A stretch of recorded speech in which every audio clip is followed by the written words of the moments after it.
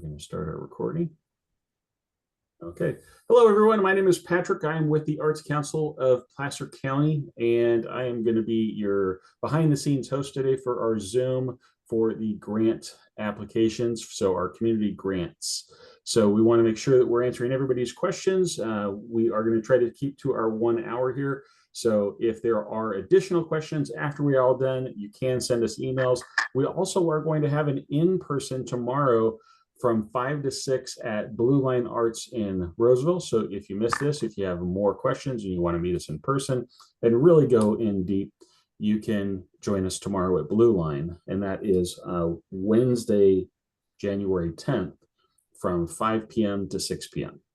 So I am going to hand it over here to Barbara, and we're going to go ahead and get started. Thank you, guys. All right, everyone, welcome. We're going to keep this kind of a formal but informal, so that if you do, when we go to the questions, if you raise your hand with your little raisey handy thing there, we will try to answer your questions. So we're going to start with a document that Patrick and Darcy have put it together with just an overview of what the grants are. There are changes. As you all have seen, there's timeline changes. You need to look at those closely. We're only doing 2 grant periods this year. One started January 1st, ends, the application period ends February 29th. I'm going from memory, guys, so bear with me. And then from there, it will go in March. It will go to our grant committee for review. We're going to give them several weeks to do that because there's quite a bit of scoring. We have an online scoring system that they use. Then we have a in-person meeting, basically. It'll be virtual this time. And that's when we go over the scores and discuss if people have questions. And that's the grant committee. The funding at the end of March, letters, probably the 1st of April, letters will be going out to who has received a grant. And we're hoping by the 15th of the month that you will receive checks. I believe that's correct. If I'm incorrect, you'll find it out in the grant application. All right, Patrick, let's start rolling.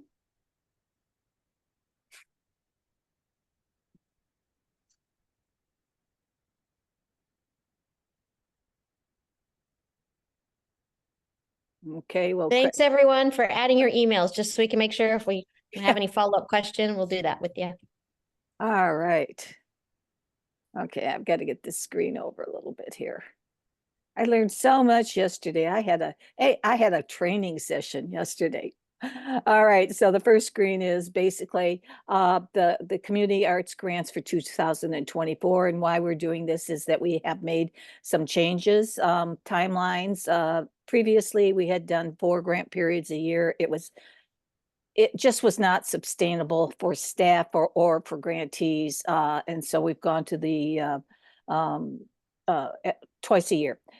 So for those who you don't know, we just started receiving funding from the county economic development from the county about 5 years ago. And in the evolution of that, the previous executive director was trying to figure out the best way to do it in timelines. And the last one we did was every 3 months, and it just was crazy. So when I took over a year and a half ago, I started looking into it with the county, and we've gone to twice a year. So that's the history behind that. So this is some of our partners. Now let's see. Can everyone see the PowerPoint slide? I can't see all of it. Okay, I got to move it over. Okay, that's me. All right. Okay, so the community art grants that we do are funded by Placer County and the economic development, and the script. Okay, and on behalf of them, we distribute that funding. We have a whole system set up. And we do it in behalf of Placer County. The funding does come from Placer County for this particular grant. Not all our grants are funded by Placer County. Not all our programs are funded by Placer County, but this program is. Okay, can we go to the next one, Patrick? Yep. Okay, timeline, notified grants awarded by, yeah, that date is missing. But that is, you should be notified by, let's see, the grant committee, it will be done by the end of March. So, April 15th, Barbara. okay, so that's the notification date or the check Yes. is going out? Okay, thank you, April 15th. All right. Next one, Patrick. Okay. Sorry. All right, this here basically, let's, Sorry. My internet's a little glitchy today, so it's okay. That's going back and not a forth. We're problem. fine. The folks here understand, we've all lived through this and are bearing through it. All right, in 2022-23, because that was the four grant period, we had a request for $384,419 worth of grants. We funded 115,000. 119 organizations and artists applied for grants. So you can see it was a rough year. Great for, you know, people doing the applications, but, you know, for us that we're living through it and trying to get the checks out to you and making sure that you get all your documentation back to us. It was challenging to say the least. Okay, next one. Thank you. So basically the goals of the grant criteria is to, I can't see the whole thing, darn it. Okay, there I go. Is to drive racial equity and social justice, promote community pride, drive tourism, economic impact. So when I say we are funded by Placer County, we're actually funded by the economic development. So a lot of this and a lot of our criteria is geared towards bringing in folks to see the events, participate in the events, not just from Placer County, but other areas. It's also to help drive the economic development of small businesses, you know, restaurants, hotels, that type of thing. So that's why they're so generous with us to the county, because we're really helping all of these things. Arts and culture, if I remember correctly, Darcy, it's probably one of the closest income drivers for the state of California, next to agriculture, I believe, if I remember the documentation correctly. Thank you, Darcy, for the shake of your head.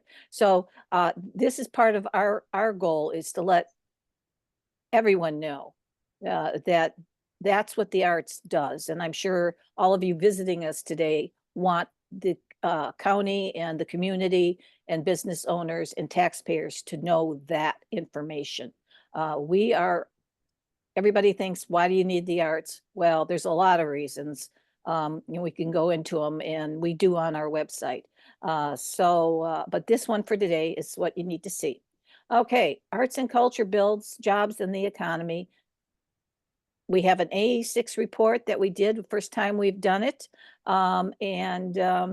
It gave us a lot of really, really good information. We are doing a report on it. The report's been out, but we are doing a presentation on March 14th for artists and art organizations and any other small organizations to come to, where we're going to talk about the results of the ACPC Placer County report. There's a national, and then we did the local one. Some of you may have been part of that, where we asked to come into your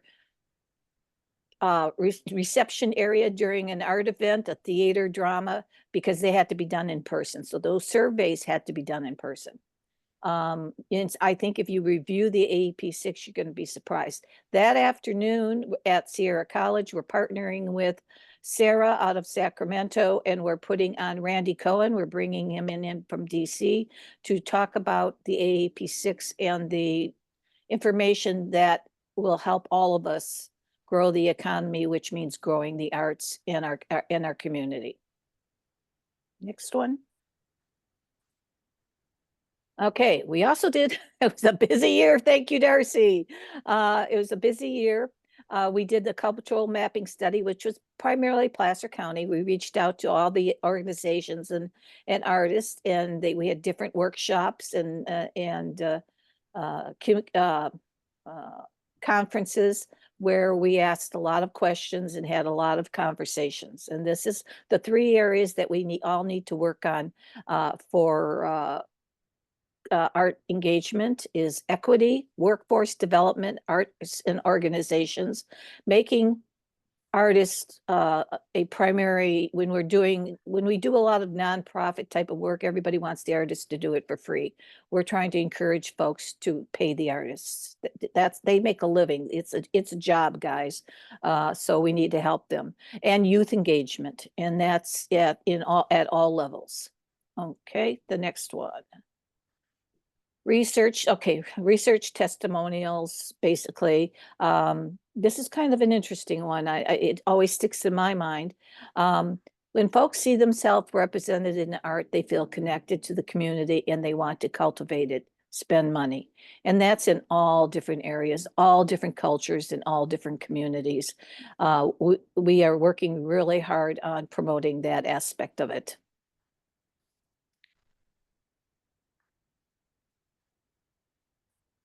So this is some of the surveys that we received. There, obviously we had lots of answers. One of them was, what cultural group did you want to see us place more emphasis on? And it was the Native American community in Placer County. And then we asked, what was your favorite art and culture experience? And these are for everybody to kind of take in. Our annual events, festivals, and street fairs.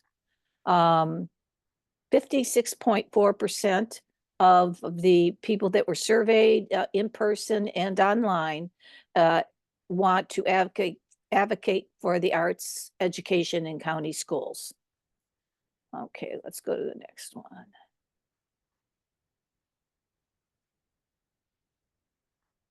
This came from the California Arts Council, and it's basically more about building equity and with intention, with purpose. So making connections and building equity take effort and intention. So it's a lot of, it is work for us to think differently and go outside and start reaching out to other groups and communicating. Next. Okay, so this is part of the grant that I think we're going to walk through it with you, we're actually going to jump into the website here soon. Yeah, okay, I thought so. You're 13 to 15. So it basically, a part of it is, and those of you who have submitted grants before understand that you don't need to share all of these. But if you have them, share them with us. We need you to share them with us. It's part of our criteria. So any videos, any programming material, any marketing material, any ads in the paper, any website, any Facebook, any Instagram, or all of the above. We do also, if you do receive a grant, we do ask you to put our logo in your marketing material. And these are, you will not receive the second 50% of your funding unless you fill out, if you do get a grant and you get the funding, the second half will not be sent out to you until you fill out the report and submit the material. Okay.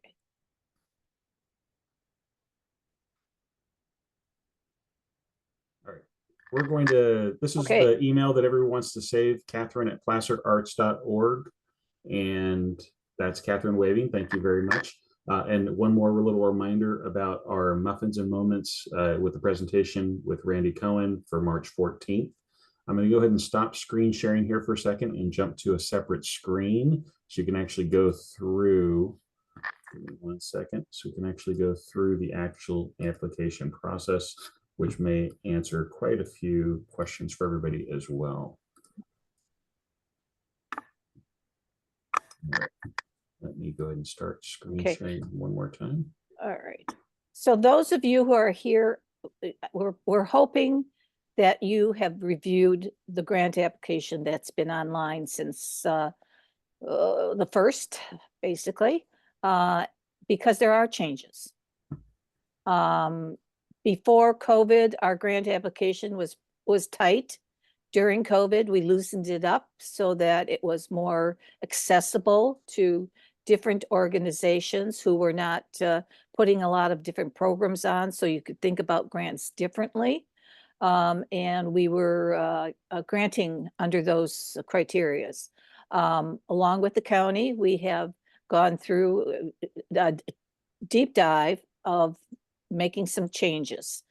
Some are subtle, some are, one of them is going to be obvious to everybody, and this is what was part of our grant process before COVID. Let's see, let's start. So let me jump out here for a second, and I'm going to take everybody to the homepage. So this is where you'll visit us at placerarts.org. And then across the top, because we do have a new website, so if you haven't visited us in a while, it's going to have a little bit different look. So you can just click here on grants, and it's going to give you a little bit more background information on our community grants, the grants periods. And if you just keep scrolling down, then you're going to see the grant application instructions, previous application winners. And so if we come into here, grant instructions, and then we here are showing our ranges from 250 to 5,000 from May to December, were the implications for the last, for this one, I'm sorry, May 1st through December 31st. And I will hand it back over to Barbara here. Okay, I'm trying to get the pictures from covering up everything. Okay, that's the way I'll do it. Thank you, Darcy. A new lesson learned. All right. The ACPC grant categories. Bear with me, guys. First time I've done this one. The difference that you're going to see, the only difference we're going to see here in the categories is we were doing during COVID, we were doing in-school grants, small in-school grants for teachers, because as the children came back to school, the teachers were finding the supplies they had, generally they had a crayon box in the middle of the table and that everybody shared. Well, during COVID and after COVID, that was not something they wanted to do or we wanted to see them do. So we had a grant for the teachers to apply for in school during the day for art supplies, so that each child could have their box of crayons, their box of markers, etc., their own scissors, if they didn't have their own. So that's the major change as far as the categories go. The rest, they're staying, the amounts stayed. On the right, you'll see the timeline, in the 6-month period. And if when we're done with this real quick, that's when the questions will come, because I'm sure you have all reviewed it and have some questions. Hopefully I'll answer some of them as we're going through. Okay. Criteria for scoring. That's kind of a good one. We do get a lot of questions on that one, Patrick. Okay, with different folks at different grants. So these are the criterias. Previously, we had 5 criterias. We've had to boost them to 9 because this is where we're trying to tighten things up. And in conjunction, we're working with the county on economic development. So this is the kind of thing that they want to see for the funding that they're providing us. Okay, so job creation, that's has always been kind of a background that it was, yes, this is what we want to do. We've given out grants to let's say the metal, what's the name of that metal group, Catherine, in Auburn? The Metal Arts Academy. Yes, thank you. Metal Arts Academy. We've given them 2 grants, and for underserved or under people who just needed help with the funding for their apprenticeship. Thank you. They're all going to help me, guys, because I have a lot of I have a lot of verbiage to go through. Okay, so that is in creating grants. And remember earlier I mentioned about trying to encourage the different organizations. Like if you ask an artist to design a flyer or event thing for you. In the past, it's probably been people who are in your organization, they're doing it for free, and that's fine, they're volunteers. But if you go outside of your group and you ask somebody to do it, We're trying to encourage you to pay them at least a small stipend. We need to make sure that the grants are considered as important a job as anything else, and it is, obviously. We know that.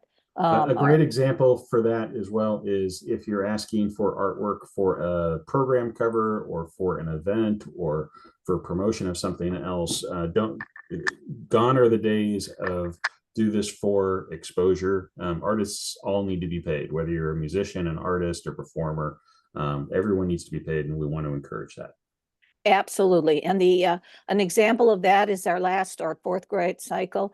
The Auburn Symphony applied for a grant for their marketing material for their artist, and they all received checks for the artwork that they submitted, and that was used for the marketing for the Auburn Symphony. Community economic impact. All right, so these are what the grant readers, for lack of a better word, on our grant committee, they're going to be looking at your grant application to see, not that they cover all of these things, obviously, but you're going to get a score for all of them. So think about that when you're writing your grant application. And one thing I always throw out there, remember, one of the important parts of a grant, story. Tell us compelling story. Tell us what you're doing, because it's important. The data is really important, but for the grant readers, they're looking for a compelling story and how it's going to help the community, which now comes to community impact, economic impact. How is it? Who is it? What are you bringing to the community? You're selling tickets for a theater production. That's putting, I'm not sure, everybody does theirs a little differently, whether they're supporting the artist in the program or using it for other things. Artist excellence. This is a new one. We're looking for the quality of the grants vary. And that in the past, we've been a little lenient in some areas because we're trying to encourage everyone. We're going to have to tighten that up just a little bit, and we have to see how it's going to improve the quality of the art or the programming that we're having in Placer County. A public engagement is obviously how many people are you getting to come in there? Can you keep track of it? Have them sign in. What's that code, Patrick? Brain dead.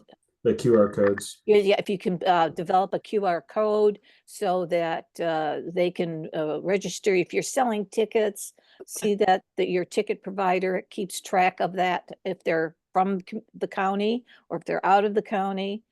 Those are all things that will be helpful for future granting, for more grant funding, and for your own personal organization.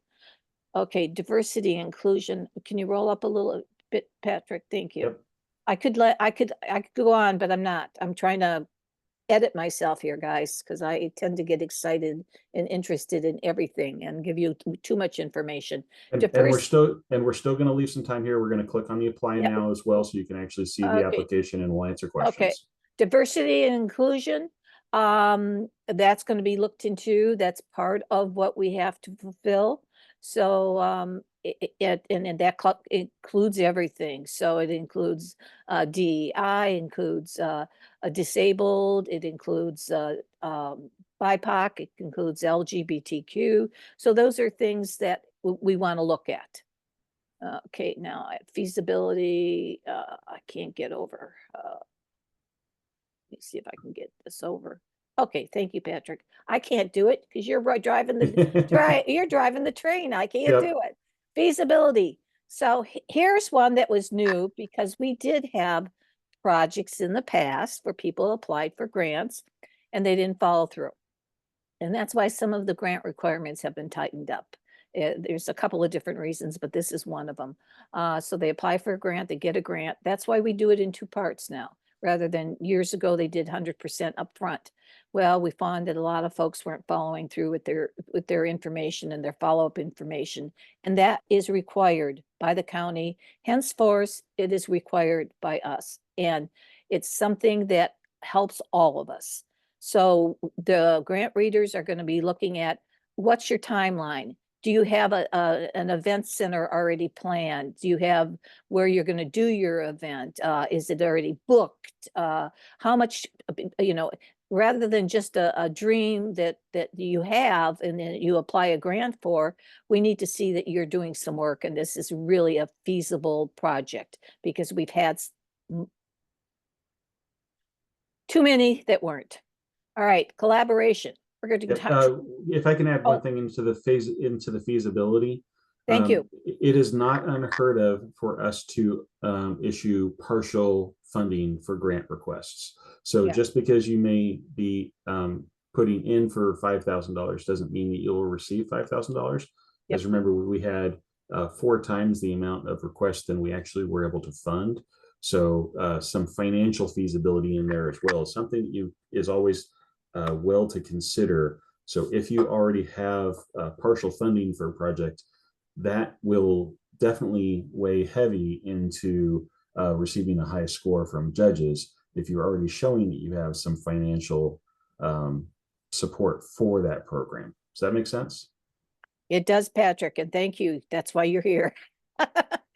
Patrick actually wrote the spreadsheet that everybody's, let's go back. I didn't get education and outreach. The potential for education and outreach. All right, so we're not doing granting for during the day school for education, but we do after school. So remember, if there's an after school art club or dance theater group, or that you're at, pardon? Murals as well. Murals, yeah. Mural clubs. Yep, after school mural clubs. And out if you're doing outreach to any other organization in community involvement, which is again murals and having tables at fairs and different activities that are going on in Placer County. All right, collaboration. We're trying to encourage groups to collaborate with each other, help each other out. It's one of our goals for this year, and it's working. We were reaching out to other organizations to help us put on workshops, etc. And it's working, that we're collaborating. So we're trying to encourage the artists, organizations, and the art to start working together, sharing and giving information is even considered collaboration and sharing. So I'm gonna call out Anne again with Auburn Symphony. She's our poster child for working together with the arts tour. So those type of collaborations, make sure you mention them in your grant requests, because if you're collaborating with another organization to make something happen, that's a force multiplier because of all your social media, your media contacts, and everything else. So that's congratulations again to Auburn Symphony and the Placer Artist Tour for wonderful collaboration. And there are a few more that are starting to do it. So we're hoping that shows up in their, if they apply for a grant. So compliance and accountability, that's pretty much what I've been mentioning under everything. We really need to have your reporting and the transparency, the financial accountability, and the data collection. We need that. We need you to, in the beginning, you can give us an overview of the funding and what it looks like. We need that. But in the final report, we need actual amounts, what it was spent on, copies of invoices, how many people have showed up to your event. Sometimes it's just a guesstimate, and we understand that. All right. Barbara, if you'd like me to take the lead on walking through I the would like actual you to website. take the lead because it's 12:30. Yep, no problem. Okay, so again, my name is Patrick, and I'm the voice you're going to be hearing here for this. If you're watching the replay, you can see our address at the top here, placerarts.org/grants/grant-application. And this is our part 1 for grant applications. So we tried to make this as easy as possible so that you're not having to go through a lot of hoops to be considered and receive that first check. It's about the reporting and everything else that comes with it. The first thing that you have to do is select your category. And I encourage anyone, to unmute and ask a question as we're going. It's sometimes hard for me with multi-screens and screen sharing to actually see a hand raised. So please do not hesitate to unmute and just ask a question. Again, first categories are after-school arts education, ranges from $250 to $1,500. Again, partial funding for all of these is possible. So if you are being realistic on what you are asking for, I encourage you not to just ask for the $1,500. If you can do your project for $500 or $750, ask for that partial funding amount. You're more likely to receive full funding than just maxing out every single category. Again, remember, we received 4 times the amount of requests for grants than we were actually able to fund. So we want to make sure we can fund as many programs as possible. The second one, arts organizations, nonprofits, or fiscal sponsors, $500 to $5,000. Performances or artists, $500. So those are individuals. Public art, special art projects, $1,000 to $5,000, and film projects, $500 to $2,500. So as you're going through the application, it's very simple. Your name of your organization or individual, full name of your contact person, email, phone number for the authorized contact person, and the name and address of the fiscal sponsor or yourself, okay? Then we want to see a website address. If you don't have a website, but you have a social media platform for that, put it in. You'll see that it is asterisked. You do not have to have a website. You have to have something that is a permanent place where people can find things out about you. Social media links are necessary as well. Your Facebook, your Instagram, your Twitter, your YouTube channel, whatever you have on there. But like I said, not every single artist can afford to have a website. So if you need to get past that asterisk, put in your full URL for your Facebook or your Instagram. Depending on what your project is, we may encourage you to build a website for promotional reasons, but that's that one little clicky thing here that you have to enter to get past. All right, program information, when your opening date for the event project or program is, and when your expected completion date is. Your detailed budget for the project, again, that is required. Detailed breakdown of expenses to be covered by the grant, broken down by line item, 1 expense per line. So you can copy and paste that in, drop it in, and note any listed instructions that you need there. Okay. Barbara, do you want to cover real quick on items that are not typically allowed for grant reimbursement, the rentals? We have a whole list in that grant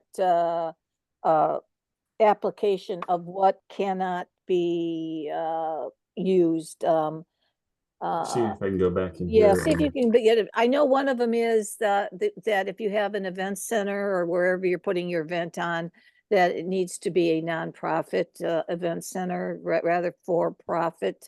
But that can be up to the committee if you can justify it, if that's the only place. Yeah, this is in the grant instructions. So when you go to the grants, you will see where we were here at the timelines, and then we skipped it down. Here are the further requirements that you can read through. I know the screen type is going to be really tiny on everyone's. It's going to talk about what we expect: press releases, photos, videos, things that are not considered for funding outside Placer County. Obviously, not going to be funded. Nonprofit organizations that are not in good standing with the Secretary of State, and that is verified with your EIN number. Funds to teachers for programs held during the school day. So before or after school are fine, but not during school hours. That is not our choice. That is something that we are newly deemed with. So expenses incurred before the start or after the end date of the grant period. So before March 1st or after December 31st, 2024. Any activities such as grant writing or annual campaigns or fundraising events. So we don't pay for your applications for Big Day of Giving or things like that. Any lobbying activities, we don't want to make this political. We're not going to do that. Programs or services intended for private use. So if you're a members only situation, then it has to be open to the public, cannot be restricted. projects for religious purposes, trust endowments, funds, investments, construction products, equipment purchases. Certain equipment rentals are eligible, but if you're buying capital equipment purchases, then that's not going to be so. We can't pay for an elevator or ADA equipment. Debt repayment, hospitality expenses, food, alcohol, liquor licenses, out-of-state travel, funds to be rebranted, contingency slush funds, salaries, rental or facilities that are not for profit. So, and projects that discriminate based on race, gender, sexual orientation, or religious belief. Patrick, I do have Yes. a question. Go for it, I'm sorry to Catherine. interrupt. So I was looking over that and it says that salaries are not considered, but I was thinking, well, I was thinking of doing a mural for a school site, but it would be an after school project. What if the teacher was the artist, or what if a teacher was the artist that was conducting or facilitating the after school program? We can't pay them through the grant? It's now, if this was the covering their salary for the year, I mean, you're actually paying someone's physical salary, then no. But this is, if you're talking about having an individual that happens to be a teacher being paid for an after school project, that doesn't cover their annual salary. Does that make sense? Okay. Yes, got it. You're paying them for an art project. You are not covering their salary independently. Gotcha. Okay. Thank you for that clarification. Nope. And thank you for unmuting and asking. I want to make sure that we're helping you on that. And we love mural programs. We've helped people get onto Good Day Sacramento to get those taken care of. And remember, sometimes it's not just the development of a new mural. Maybe your community has a mural that needs to be refreshed. Maintenance of an art project in public art is just as important sometimes, and that is not covered by a lot of other things. And that's one of those things that has to be considered. Just because we develop an art program, there has to be some thought later of, okay, we put this out into the world. How do we make sure that it survives? Okay. Thank you. You bet. Okay, so that's what we're covering here on what is and what isn't. So we're describing the event as much possible, 300 words. Remember, we're keeping these things small. 300 words is not a lot because we don't want you to kill yourself to apply. We want to put the barrier low so that you can apply and get this onto paper and get it in and submit and work out as many details as possible with your team. But we don't want you to have to write, a 40-page grant application because frankly, we don't have the time to read, 80 40-page grant applications to go through. We want to keep this as brief and concise as possible so we know exactly what you plan to do with the grant and how we can help you be successful, because it does no good if we have all these grant applications and you haven't thought how to make it actually work. We want you to be successful. Will your event project create temporary, part-time, or full-paid jobs? That's again, this is workforce development.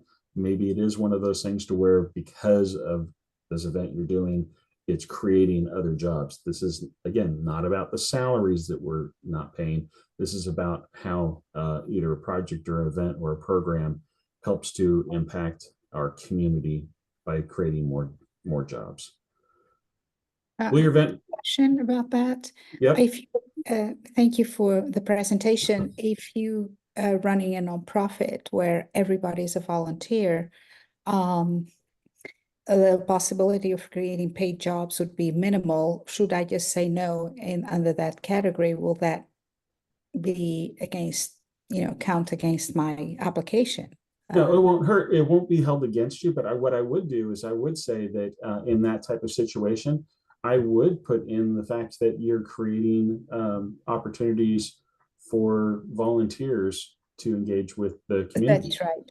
That's because some of the things that a lot of people forget is that, especially for our retired community engagement and being part of our community extends our lifespan. Isolation is one of the largest killers of our community, with depression and suicide. And just when you feel cut off from your community, isolation is horrible. We want to make sure that as many people as possible have as many opportunities to make money, but also opportunities to volunteer. So I would feel free to put in there and say that, you know, volunteerism is as important as a paid job in many cases. And if that volunteer position has the opportunity to lead into a position where they're coordinating all of the other volunteers or other programs, you know, that's something, it's a job development. You're giving skills to people that maybe need them, or just connection. Does that help? Absolutely. Thank you. I appreciate that. No Thank problem. you. And Barbara, if I'm overstepping or if I'm saying Nope, something you're wrong, you're saying it exactly right. That's why you're right. doing what you're doing right now. No problem. All right. Will your event, project, program lead to other benefits? Again, benefits here. That's what we just talked about. It's that community engagement, business attraction, workforce development, retention, or just engagement with our community. Will your event, project, program attract people from outside Placer County? If people are coming to see public art, or if they're coming to walk trails, if they're coming to a performance or a craft fair on downtown Auburn or in Tahoe City, they're going to see a dance program. People are going to be coming from Reno. They're going to be coming from all over. We want to make sure that we're looking at those. How many people will attend? Will likely stay at hotels, again, from outside the county if it's a multi-day event. Shout out to the Lake Tahoe Dance Festival. That is an amazing one that pulls people in from all over the world, Mike, as far as I'm aware. How many attendees? Patrick, Yes. let me say something real quick here, Please. because I think some of this is going to scare some people. The ones that have the star, we really need the information. When we say, you know, get us the information on the hotels or the short term, not every event or what's going to happen is going to require that. And then you can just say, you know, not applicable. Thank you very much. Yeah, you are not being voted down Yeah. by our judges if no one is coming from outside the area or staying in hotels. These are statistics that we have to capture for the economic development that is giving us our funding for these grants. So it's not going to be held against you if you're dealing with a smaller grant. Not all of these grants will have a large economic footprint, but we still have to ask all of these questions. Otherwise, we would have a separate grant application for every single category. And again, we're trying to keep this as simple as possible. So don't be intimidated if your simple answer here is 0. Okay. How many attendees are likely to visit? How will you accommodate special needs populations? You know, there's going to be these next 3 here. Yep. We put those in new because on almost all grants that those are asked. We realize that some programs are not going to it's not going to be part of that programming. This is a kind of, if you've got a big enough event, you need to think about these things. These are, and we need to know. So if you're putting on a big fair or something else, and we're just giving you a small amount, those are things that are required by the state and the government for certain projects. So we're asking you to think about it. So if you've got an art gallery, most everything has to be bathrooms, etc. AD. Think about how the folks have to get in, come in to see the art in your gallery if you're putting on something. So that it's something we're asking you to think about and let us know. Think outside the typical ADA on this. Special needs can be anything from autism spectrum to people with PTSD. So if you have a larger audience, frankly, there are a lot of people out there on the spectrum. And if you're doing a live performance, consider having a almost like a preview performance to where it is lights are on. It's not a dark environment.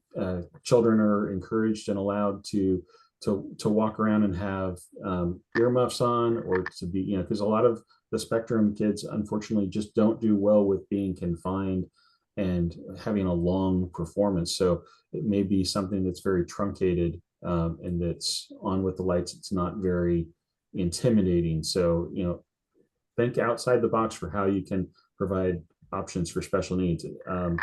I love some of the things that Disneyland has done with some of their, if you have never been on the The submarine, the Nemo, Finding Nemo ride, they have an actual room so that you can actually walk into and get the full experience without having to get into the confinement of the submarines and going around. There's always ways to think outside of the box to help our population enjoy and enrich their lives without putting them in stressful situations. Will you have special areas set aside for guests in wheelchairs, families with strollers, or those the autism spectrum? Do you offer an ASL interpreter or bilingual interpreter? What are your targeted age groups for attendees? We're at 12:46. We're almost through this. How many people will you estimate participate and benefit from the event? What percentage of Placer County residents do you estimate will participate? What metrics will you use to evaluate the success of your programs? And then finally, any additional comments, questions, or observations? Again, this is not a lot. It's 300 words. We're not trying to have you write a lot. Who would the grant check be made out to? That should match your Secretary of State nonprofit. We are not going to write checks to personal individuals. It needs to be made out to the nonprofit. That mailing address should match your Secretary of State listing. If not, please let us know why. Possibly if you have had a change of address with a bank or something else, then submit a bank statement or something that matches, that has the name on it, so that we know. And then obviously your electronic signatures, you agree, you certify that you are associated with the organization that you're submitting for, that you agree to comply with any of the requirements in the Part 1. Then Part 2 grant reports are all of the reporting that we request, the images and the stats. If you don't have attendance numbers, but you take pictures of the events that shows your audience, that can comply with that. We're trying to break down those barriers, and then submitting that it is true and accurate, and then you hit submit. So that is the entire application. So if you do a little bit of your homework, pull your information together, you can get through this very quickly. I suggest that you do not wait until the closing day of the application. That it's better to get that in there, and so we can get you. Do we have any questions? Let's open up our mics and make sure that we got this. I'm going to stop the screen share. If you want to go back and look at this, please open up on another browser, placerarts.org. Again, right here, and then you can just click on the top for grants, and it'll take you to all the information that we're covering. And Hi, a Ann. question. Been waiting. Okay. A couple things. I just have to say this for the record. If you guys get a chance to talk to the economic development people that make rules for you, if you could express to them on behalf of the Symphony and maybe other groups that when you do programs in schools during the school day, you reach every kid in the school. When you're only doing after school programs, it's a very small subset, and it's kids that have parents who can come pick them up and everything else. So sorry, I had to put in that plug. No, I know you don't control it, but if that message can go, that would be helpful. Yep, and we are participating for the first time in a long time in the Big Day of Giving to try to raise independent funds to eliminate some of those grant requests that we can't fulfill there for school days. So we know that is also a bit of a conflict, because a lot of the organizations that we help, such as the Symphony, are also participating in Big Day of Giving. But we have to find the funding wherever we can so that we can do exactly what you're asking. So thank you very much for saying that publicly, because we agree. Yes, Thank you. and we have also hired, we now have on staff, part-time, limited, but a grant facilitator writer, and we are applying outside of what we've done in the past for this very purpose. And some of the funding we just received from the California Arts Council, I've set aside for programming, not grants, but programming, so that we can continue to do the other type of programs that we have done in the past. Thank you. That's very, very appreciated. Okay, so now I have a specific question about this grant. I know that organizations can't receive more than one grant. But in our situation, I have two different things that that could potentially, I could ask for programming for, and I'm trying to find the best fit because I don't want to miss out on an opportunity of not getting a grant. Is there a way, like I'm even thinking, do I need, can I submit two different programs and, the grants committee picks one perhaps that they might choose more, or I've got to do that ahead of time, or can you put two, it's all under the Auburn Symphony umbrella, but one is a outreach to seniors that we're doing that's new, and another one is the looking for funding to help support the artists when we do our marketing materials. Two things combined would be under the limit that is being set for arts organizations. So it's kind of a multi-point question. I made some sense. I'm gonna take that one, Patrick, because we've done this in the past and we really didn't address this in our new grant thing. The simple answer is, and yes, you can apply for two different categories or two different grants under the symphony, because the grant committee will decide which one, or if either of them is what they want to fund. You just cannot receive funds for two. You can only receive funds for one. It'll be one or the other. That's all. Okay, and then the grants committee can look at them and decide which fits their criteria a little bit better. Which is the better fit for what we're giving the money out for at this particular time. Okay, and then we'll know, because it's a shorter time frame, we'll know ahead of time if we need to seek funding elsewhere for one or either program. We'll have time to do that. Or submit again in the second period with a revised grant. Okay, and that's my last question, and then I'll stop talking. Is you mentioned two grant periods, but you only talked about one. So I was curious about that second one. The second one will start the end of 1st of July. Let's put it this way, July 1st.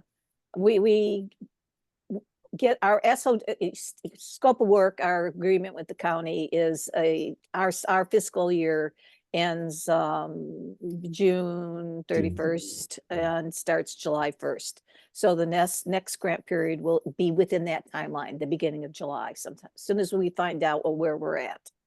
So you could potentially receive funds in the two different periods? Yes. Okay, that's very good to know.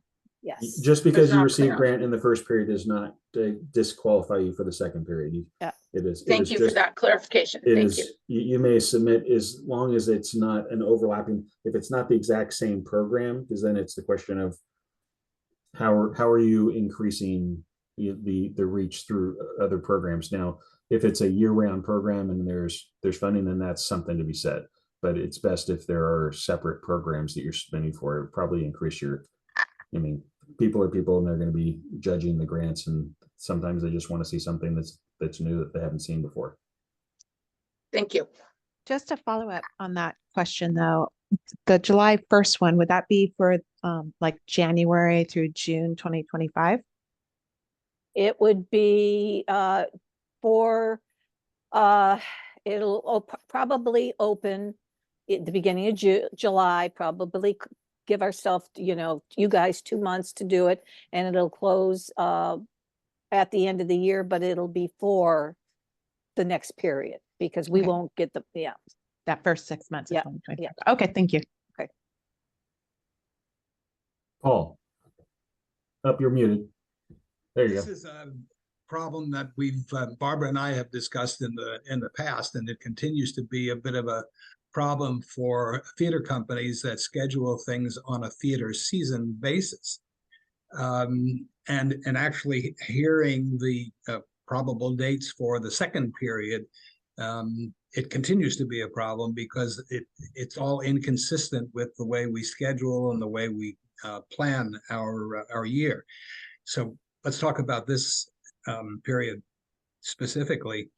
We are about to start our planning process for the 2004 what we would call the 2004-2005 theater season, which runs from September of 2004 to June or July of 2005.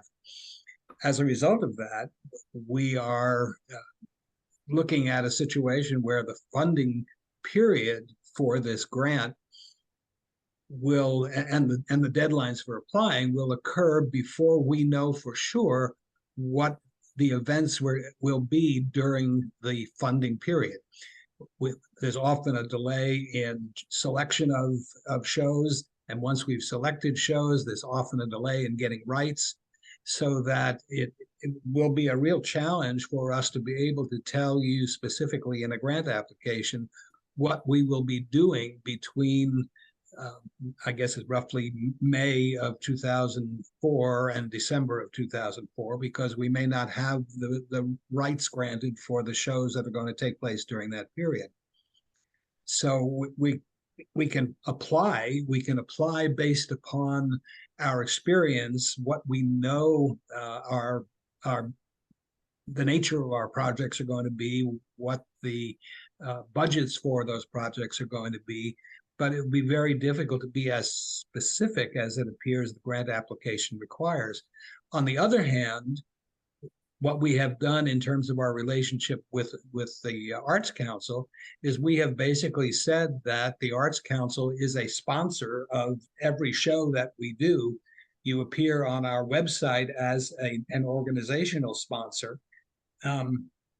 So the relationship is clear, but it's very difficult to specify exactly what the name of the project is going to be that will be funded. What we did last time is we said we will use the funds to pay for the rights for each of the shows that we do that occurs during the period, so that there's a very specific item that the council will be assisting with, and we can very nicely say in all of our advertising for all of the events that take place during the funding period, the Arts Council of Placer County is the show sponsor for the event, or for all of the events, basically. So I guess I'm looking for some guidance from you, or again from Barbara, as to how we should approach the funding request. Does that make sense? It does, because we've talked about it. We've talked about it. And we've had the same problem in question in the past when we were doing school programming and that type of thing, because of there's the school year, et cetera, et cetera. Yeah. I think that may be a larger one for off, but I think you're right, Paul, is that submit and do exactly what you're saying about, because there are opportunities for us to do that because of that type of situation. So vagueness is sometimes in your factor, the best thing you can do. Catherine, I know you have to leave also. You had a quick question you wanted to throw. I know we lost Elizabeth. I want to make sure we can try to get to as many as possible. I did. I had a quick question. So I don't want to take up too much of your time, but I wanted to ask you for some clarification. You talked about the mural project. And I was wondering if you, I don't know if this is an appropriate question, have anybody that would, or organizations that would like to partner with our school district to get a mural up for one of our low performing Title I schools? And I'm going to take that one real quick. What schools are you talking about? What area? I'm in Rockland. I'm in the Rockland Unified School District. All right. There might be two ways to handle this. I think you should email me or call me, and we'll talk about this, because the short answer is yes. Yes. Okay. Thank you. Okay. Yeah. The other thing we want to try to remind everybody real quick is that because we have a new website, we have a new artist directory. So we had to start from scratch with the new website because there were so many people that had left the area or had left the planet. So we had to start over. It's a much more robust artist directory. Once you log in and you create a user account, you'll actually be able to go in and update it for yourself. You can start off as simple as you want by just linking your social medias and maybe adding a profile pic. And you can make it as complicated as you want by adding more and more to it as you go along. So please do make sure that you're doing your artist profile on our website. If you have events on social media, we encourage you, especially for theaters and performing arts, make sure that you're creating an event on Facebook as early as possible. I mean, 6 months out is totally fine with us. Add the ACPC on Facebook as a co-host, and then we do our best to accept all of those so that it puts it onto our Facebook page, and then our website widget automatically takes that event and puts it onto our website as well. And the media does track a lot of our events, looking for newsworthy places to go out and meet with artists and kids that are performing in plays and everything else. So please make sure that you do that as well. Any other questions real quick? I'm not seeing any. Give it just one more second here. Paul, thank you very much for bringing that up, because it's you are not alone on how scheduling affects everyone. So it is something that we are all aware of. And even though there is a lot of information on that application, don't be afraid to apply and include your reasons, and for the vagueness of it could be one of these 3 productions that we're trying to do, because we know that you're going to do a production. Sometimes it's just a matter of having the specifics for which one it's going to be that you're able to get the rights for. So, and the fact is that the reduction to the 2 periods actually creates a problem that affects both periods because of the way they fall in the calendar. So we'll do our best, and perhaps we can talk about it. Yeah, and we want that feedback too, because we're under the gun with the county to make sure that we have certain periods and that we have volunteers that are reading all of these. So I like the direction that you've gone with for having us, sponsor all of your events, and that is a very creative workaround. So and the other funding that we're trying to get as well through grants may help that too. We can help you with more of that official sponsorship that's not associated with all of this. So we appreciate it, and we like your creative nature on trying to help us find solutions. So thank you very much. Barbara, Catherine, Darcy, if you guys didn't get everything that you were looking for out of this, remember, tomorrow 5 to 6 p.m. if you want to join us at Blue Lines. I will not be there in person, but you're going to get to see Darcy and Barbara and Catherine's sparkling faces in person. So you can always join us tomorrow to go even more in depth. So any other questions? Paul, you look like you got another question for us. Nope, you're good. Okay, you're good. All right, yay. Anyone else? Thank you very much for joining us. Barbara? Just real quick, don't forget the art scene that we put out monthly, and that's at the end of the month. If you have any events or anything that you want to acknowledge or announce or call the artist or whatever, try to get it to us by the middle of the month, the latest the 3rd week, unless Darcy will kill me. So yeah, please do that, because we've got a huge increase in following on our art scenes. So let's help each other. Darcy, is there anything you want to mention? Oh, there we go. news@placerarts.org is the email that you can send any of your events. If you've got updates, if you've got auditions, it doesn't always have to be the performance that we're announcing in our art scene. It's not just for what's happening. It's about how we can help support you to get more of the community to support you. If you're if you're participating in Big Day of Giving, make sure that you have your application in. You have 10 days left. It's the 19th is the deadline to get into that. So if you're not familiar with that, reach out to us and we can point you in the right direction.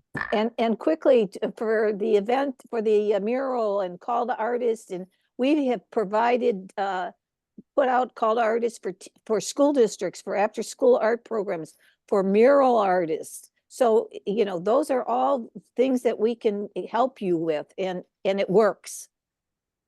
That's all I can tell you. It does work. We get artists calling us quickly or emailing us quickly. So. Okay, we're at 1:05, so we're a little over where we wanted to go, but we appreciate everybody joining us. If you have any other questions, please do not hesitate to reach out to us. Visit our website, placerarts.org. Find us on Facebook, Instagram. We do have a Twitter page, but we are walking away from Twitter a little bit. It's become a little too controversial. So find us on Facebook and Instagram, and follow us along on YouTube as well. So you can find, because we always try to share those interviews that happen in Sacramento on all of the arts. So follow our And story along. As And it's Darcy? as you're looking, there are resources and links in the chats in case any viewers want to get information there. And last parting idea is, if you are curious how your current projects align with goals and direction of Arts Council of Placer County, take a look at the cultural mapping study. So I put that link in the chat as well. You'll find it under the homepage under About Us. So thanks. Great job. We're excited to you, see your everyone. projects and your Thank you, applications. Thanks, everyone. team. And All thank you, right. everyone. Thank you, everyone. Have a great day. Thank you for taking the time to join us. Have a wonderful Thank day. you. And thank Bye, you. Great That guys. was more in Great. 2024. great Yep. job. Happy Get New those Year. get those everybody. grants in. Happy New Year. Happy New Year.